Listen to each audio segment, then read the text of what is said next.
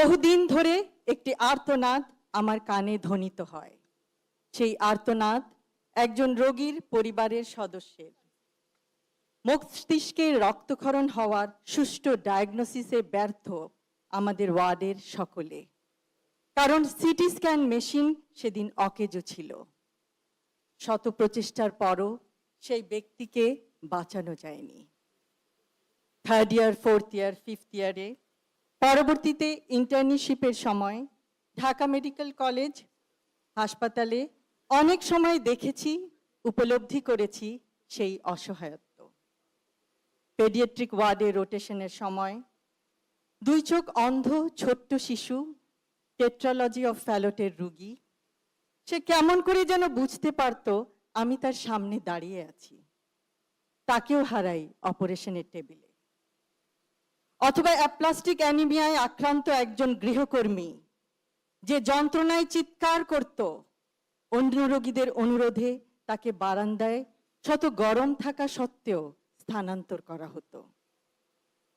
Gynaecology and obstetric রোটেশনের সময় সেই দিনের কথা প্রায় মনে পড়ে, যখন আল্ট্রাসনোগ্রামে 8ম কন্যা শিশু হবে জানায় স্ত্রীকে একাকী ওয়ার্ডে রেখে যায় জীবনের বোঝায় মুহ্যমান রিক্সা চালক স্বামী। তার অসহায়ত্ব হয়তো বোঝা যায়। শিশুটি জন্ম নেওয়ার পর দেখা যায় সেটি পুত্র সন্তান, কিন্তু শ্বাস নিতে দেরি। নিয়ে গেলাম পেডিয়াট্রিক ওয়ার্ডে, ইনকিউবেটরে। শিশুটি বাঁচে এবং পরবর্তীতে গোটা পরিবারের একসাথে হওয়ায় স্বস্তি পাই। বর্তমানে নিশ্চয়ই পরিস্থিতির উন্নতি হয়েছে। চাকুরি থেকে বরখাস্তের পর আর কখনো ঢাকা মেডিকেল কলেজ হাসপাতালে আসা হয়নি, কিন্তু আমরা চাই ঢাকা মেডিকেল কলেজ হাসপাতাল হোক একটি centre of excellence and compassion for patients in Bangladesh. একটি আশ্বস্ত করার বাক্য একটি ওষুধের মতো কাজ করে।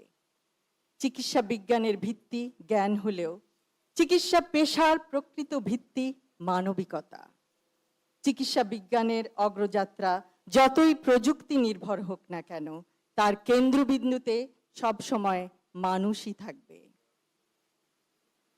আগামী 20 বা 25 বছর পরে আমরা ঢাকা মেডিকেল কলেজকে দক্ষিণ এশিয়ার অন্যতম শ্রেষ্ঠ চিকিৎসা শিক্ষা, গবেষণা ও উদ্ভাবনের কেন্দ্র হিসেবে দেখতে চাই।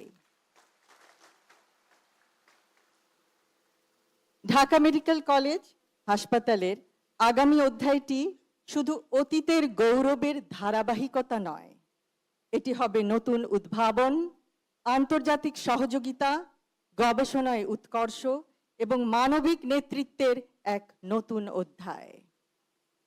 আজ আমরা পৃথিবীর বিভিন্ন প্রান্তে ছড়িয়ে আছি। কর্মক্ষেত্র ভিন্ন হতে পারে, কিন্তু আমাদের পরিচয়ের শিকড় একটাই, Dhaka medical college and hospital. এখন সময় এসেছে অ্যালামনাইকে শুধু স্মৃতির বন্ধনে নয়, দায়িত্বের বন্ধনে যুক্ত করার। একটি প্রতিষ্ঠানের প্রকৃত শক্তি তার অবকাঠামোতে নয়, তার মানুষের মধ্যে। ঢাকা মেডিকেল কলেজের সবচেয়ে বড় সম্পদ তার মেধা, তার মূল্যবোধ এবং তার মানুষ। প্রতিযোগিতার মধ্যেও সহযোগিতা সম্ভব।